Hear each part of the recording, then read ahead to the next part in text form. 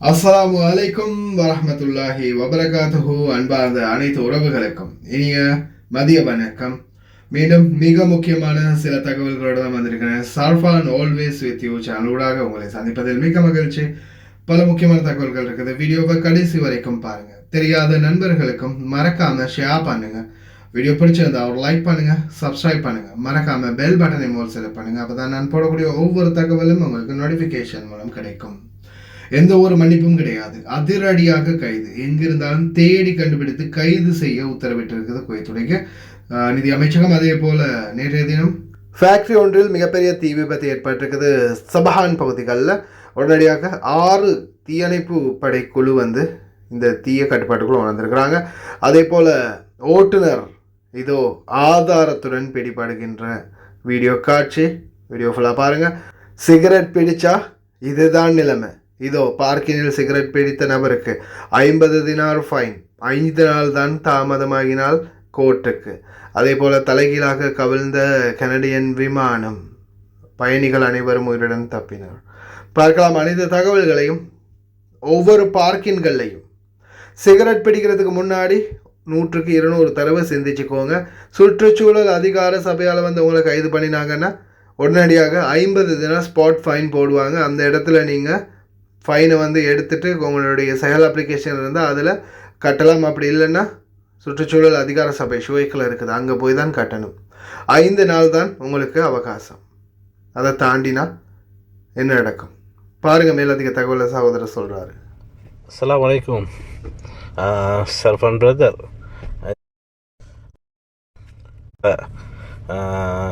அஸ்ஸலாமு அலைக்கும் சர்ஃபான் பிரதர். இது நான் உங்களுக்கு நேரப்பட போட்டேன் அந்த இதில் ஏர்போர்ட்டில் புகைப்பிடிச்சி அந்த முக்காலஃப் வந்துன்னு சொல்லி. அப்போ இந்த முக்காலஃப் இப்போ தான் வந்திருக்கு. அப்போ இது 50 டினார் முக்காலஃப் கட்டணுமா. இந்த முக்காலஃப் 5 நாளை உள்ளுக்கு நாங்கள் இந்த முக்காலஃபை கட்டலைன்னு சொன்னாக்கா இந்த இதை கோர்ட்டுக்கு போட்டுருவாங்களாம். அப்போ கோர்ட்டுக்கு போட்டு கோர்ட்டில் எப்படி எவ்வளோ வரும்ன்றலாம் சொல்லலாம். அது கோர்ட் சம்மந்தமான விஷயமாம். அடுத்து இந்த முக்காலஃப் கட்டாட்டி எந்த காரணத்தை கொண்டும் நாட்டை விட்டு வெளியே போகலாம். ஏர்போர்ட்டுக்கு போனாலும் திரும்ப கோர்ட்டுக்கு போட்டு கோர்ட் மூலியமாக அது முடித்து அதுக்கு பிறகு இது பண்ணதுக்கு பிறகு தான் போகலுமாம். அப்படின்ட்டு தெளிவாக இங்கே சொல்லி தந்தாங்க. நான் இப்போ கூட்டாளியோட அப்படி இது யாருக்காச்சும் இதுக்கு பிறகு இப்படி என்னமாச்சும் முக்காலஃப் வந்துச்சுன்னு சொன்னாக்கா கட்டாயமாக இங்கே கேஷ் பே பண்ண இயலாது. கார்டு கட்டாயம் வேணுமாம். கார்டு இல்லாமல் இங்கே பே பண்ண இயலாதான். கார்டு கட்டாயம் வேணும் அப்படின்னு சொன்னாங்க. இல்லாட்டி ஆன்லைனில் அப்பயே கட்டணுமெண்டு. அப்படி அந்த பேப்பர் தருவான், 2 பேப்பர். அந்த பேப்பரை உடனே கட்டணும் அப்படின்னு.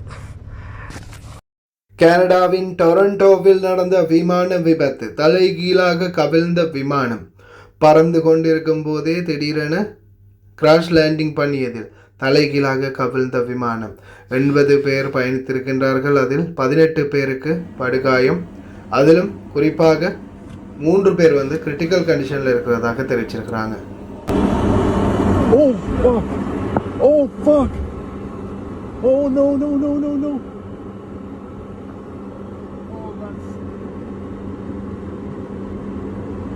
Tower, you're seeing this airplane just crash into you. Oh my god. Oh my god. Well, hold shit. Come on, take me there. Come on.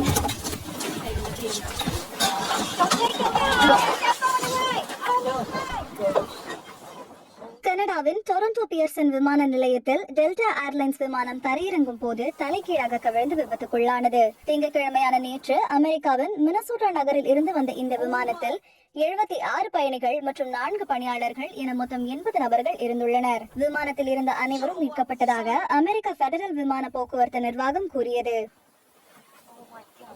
இதில் 60 வயதுடைய ஆண், 40 வயதுடைய பெண் மற்றும் ஒரு குழந்தை என 3 நபர்கள் படுகாயமடைந்ததாக உள்ளூர் மருத்துவ உதவியாளர்கள் தெரிவித்தனர். இந்த சம்பவத்தை நெருக்கமாக கண்காணித்து வருவதாக கனடாவின் போக்குவரத்து அமைச்சர் அனிதா ஆனந்த் கூறினார். மூடுபாதை வறண்டதாக இருந்ததால் காற்று வீசும் சூழ்நிலை இந்த விபத்துக்கு காரணமாக இருக்கவில்லை என தீயணைப்புத்துறை தலைவர் டோட் ஐக்கன் கூறியுள்ளார். காலையில தான் ஒரு அமைச்சரவை தீர்மானத்தை பற்றி பார்த்தோம். இதோ மறுபடியும் அடுத்த அமைச்சரவை தீர்மானம். அதிரடியாக எங்கிருந்தாலும் உடனடியாக கைது செய்ய உத்தரவு, கைது செய்து சிறையில் அடைக்க உத்தரவு. எந்த ஒரு மன்னிப்பும் எந்த ஒரு வாய்ப்புமே கிடையாது. என்ன காரணம்? குவைத்தில் யார் யாரெல்லாம் வங்கிகளில் கடன் வாங்கி இருக்கிறாங்களோ, அந்த கடனை ரொம்ப காலமாக கட்டாமல் இருக்கிறாங்களோ அத்தனை பேரும், வெளிநாட்டவரோ குவைத்தியோ யாராக இருந்தாலும் அத்தனை பேரையும் உடனடியாக கைது செய்து சிறையில் அடைக்க நிதி அமைச்சகம் அமைச்சர் குழுவுடனான பேச்சுவார்த்தையில் கடைசி தீர்மானத்தை எடுத்துள்ளது. யார் யாரெல்லாம் பேங்க்ல லோன் வாங்கியிருக்கிறாங்களோ சோழி முடிஞ்சது. காசு கட்டாமல் டிமிக்கி கொடுத்துக்கிட்டு இருந்த எத்தனை பேர் இருக்காங்களோ அத்தனை பேரையும் தூக்கி உள்ளே போட போகிறாங்க. இதில் எத்தனை குவைத்தி பாபாக்கள் மாட்ட போகிறாங்க. அதுக்கப்புறமா எத்தனை பேர் கடைசியில் நாட்டுக்கு போக முடியாது, அக்காம அடிக்க முடியாது, இந்த மாதிரி எத்தனை பிரச்சனைகளில் சிக்க போகிறாங்க அப்படின்னு தெரியலை. அதுலேயும் குறிப்பாக வெளிநாட்டவர்கள் ஒரு சிலர், இப்போ ரீசெண்டாகவே கேரளாவிலையும் ஒரு சிலர் கல்ஃப் பேங்க்கில் ஏமாற்றி பணத்தை லோனை கட்டாமல் போயிருந்தாங்க. இந்த மாதிரி நிறைய சம்பவங்களால் இன்னும் எஃபெக்ட் ஆகிட்டே இருக்கிறதால டெப்ட் எல்லாத்தையுமே உடனடியாக கட்டணும். அப்படி கட்டாதவங்க அனைவரையும் உடனடியாக கைது செய்யணும் அப்படின்ற உத்தரவிட்டிருக்கிறாங்க. எத்தனை பேர் இதில் சிக்க போகிறாங்கன்னு தெரியல. அதில் முக்கியமான பிரச்சனை என்னென்னா, கஃபீல்கள் ஜெயிலுக்கு போயிட்டாங்கன்னா அக்காம அடிக்கிறதுக்கு ஆள் இல்லை, ஒன்றுக்குமே ஆள் இல்லை. கடன்களை யாராவது வாங்கியிருந்தீங்கன்னா வேகமாக கட்ட பாருங்க வங்கிக்கல்ல, இல்லைன்னா நாட்டுக்கும் போக முடியாது, மன்னிப்பும் கிடையாது, கடைசியில் ஜெயில் தான். அடுத்ததான் 60 நாள் சிறை தண்டனை. அதோட சேர்த்து இன்னொரு முக்கியமான விடயம், வாகனங்களையும் சீஸ் பண்ணுறாங்க. என்ன காரணம்? இதோ ஆதாரத்துடன் நிரூபிக்கப்படுகின்றது. 250 ஸ்பீட் கேமரா ஆதாரம். பாருங்கள் ஓட்டுநர்களே, எவ்வளோ தெளிவாக அழகாக பிடிச்சிருக்குன்னு பாருங்கள். 248 கிலோமீட்டர் வேகத்தில் ஓடி இருக்கிறாரு. அடுத்தது 205 கிலோமீட்டர் வேகம், 120 ஸ்பீடுக்கு 205 அதிரடியாக வாகனத்தை தூக்கிட்டாங்க. ஒவ்வொரு வாகனங்களும் விதிமீறல்கள் பண்ணினா உடனடியாக தூக்குறாங்க.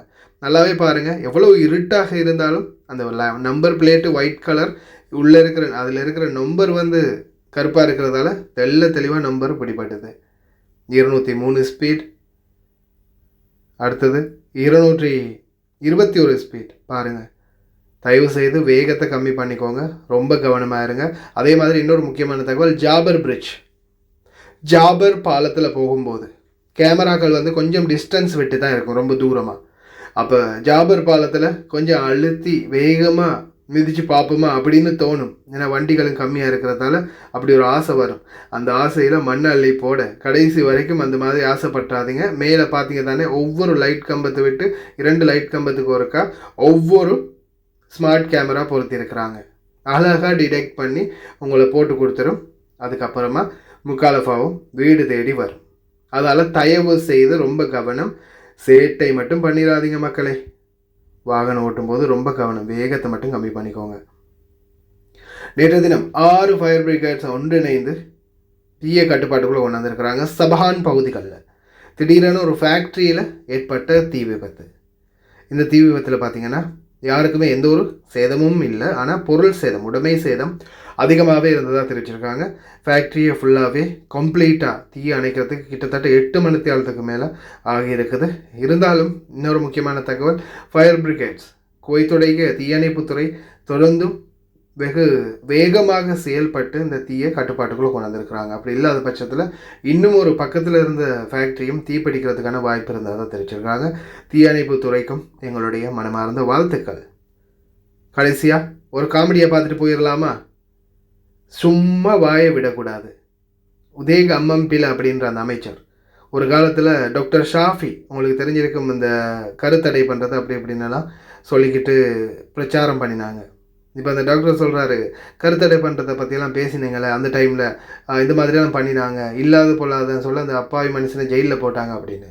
உடனே முந்திரி கொட்டமாய் முந்திக்கிட்டு, என்னது நான் சொன்னேன்னா டாக்டர் உங்கள்கிட்ட அந்த ஆதாரம் ஏதாவது இருக்கா? நான் சொன்னதா, அதுவும் என் பேரை சொல்லி உதயகம்பம்பில சொன்னதா ஆதாரம் இருக்குதா அப்படின்னு கெத்தா கேட்க கடைசியில் ஆதாரத்தை காட்டினதுக்கு போகிறோம் வெத்து பேப்பராக மாறிட்டாப்ல. ගැටුම්කාරී වෛරක්කාරී මානසිකත්වයන් හදලා මේ රට ඒකට මඟ පෙන්වලා තමයි මේක ගියේ.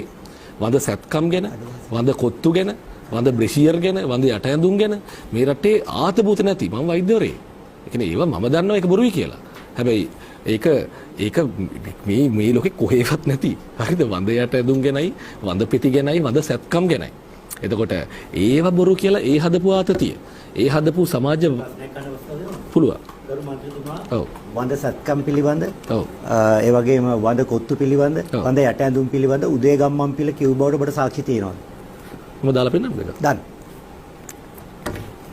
32යි තියෙන්නේ වගේ වෙලාවෙන් ගන්න.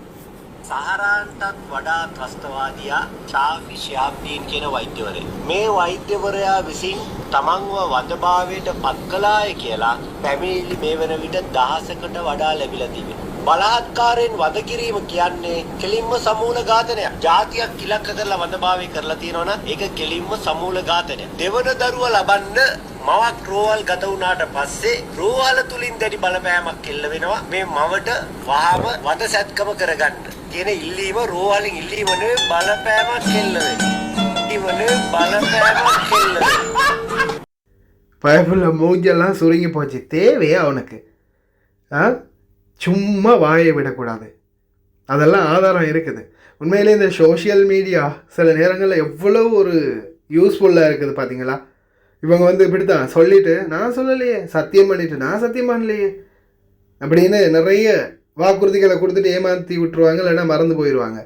ஆனால் இப்போ இந்த சோஷியல் மீடியா இருக்கிறதால என்னதான் இவங்க சொன்னாலும் அத்தனையும் எத்தனை வருடம் கழிச்சும் அப்படியே தான் இருக்கும். அதால் இவங்களால் பொய்யை மட்டும் சொல்லி தப்பவே முடியாது. இனிமே பொய் சொல்கிற ஒவ்வொரு அரசியல்வாதியும் சிந்திச்சு செயல்படுவாங்கன்னு நினைக்கிறேன். அதே மாதிரி இலங்கையினுடைய அரசாங்கத்தை விமர்சனம் பண்ணுறதை விட்டுட்டு எதிர்வரும் காலங்களில் நாட்டை கட்டியெழுப்ப எல்லாருமே ஒன்று சேர்ந்து முயற்சி பண்ணுவோம். வெளிநாடு வாழ் தொழிலாளர்களுக்கான சலுகைகள் என்பது மிகவும் கம்மியாகத்தான் இருக்குது. இருந்தாலும் அதற்குரிய போராட்டங்களை நம்மளோட கையில் தான் இருக்குது. நம்ம முயற்சி செய்வோம். அரசாங்கத்துக்கு நம்மளுடைய பலம் என்ன அப்படின்றத இடைக்கொருக்கா தெரியப்படுத்த வேண்டும். அதற்கான முயற்சிகளை நாங்களும் எங்களோட பக்கத்தில் எடுத்துக்கிட்டு தான் இருக்கிறோம். மக்களாகிய நீங்களும் உணர்ந்து செயல்படுங்க. ஓகே ஃப்ரெண்ட்ஸ், ரொம்ப கவனமாக இருங்க. கடன் கட்டாதவங்க யாராவது இருந்தால் வேகமாக கட்டிக்கோங்க, இல்லைன்னா ஜெயில் தண்டனைன்றதை மறந்துடாதீங்க. கடைசி வரைக்கும் பார்த்து எல்லாருக்குமே ரொம்ப நன்றி. தெரியாத நண்பர்களுக்கும் மறக்காமல் ஷேர் பண்ணுங்கள். வீடியோ பிடிச்சிருந்தா ஒரு லைக் பண்ணுங்கள், சப்ஸ்கிரைப் பண்ணுங்கள். ஒரு நல்ல வீடியோவில் சந்திக்கலாம்.